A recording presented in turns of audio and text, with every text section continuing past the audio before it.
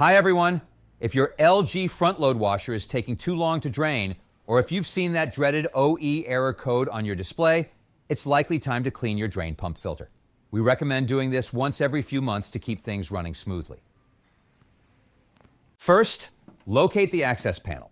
Push in on the top edge or pull the tab depending on your model and swing the door down to open it. Notice the specific tabs.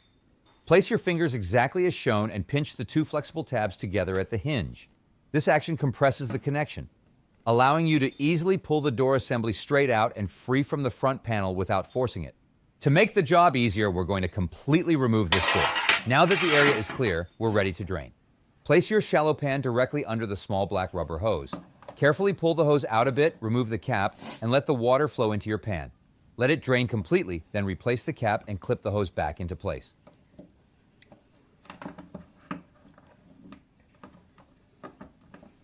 With the hose drained and tucked away, get a dry towel ready.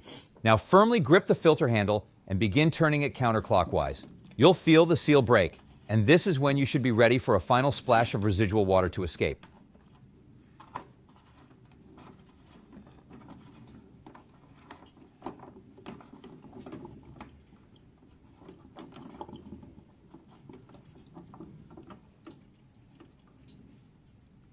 Don't rush it. Pause for a few seconds to let that remaining water drain out onto your pan.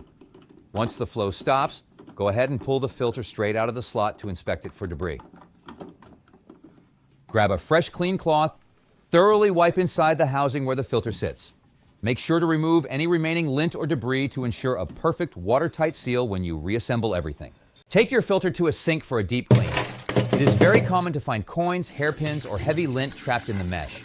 Carefully pick out any large debris stuck in the plastic ribs.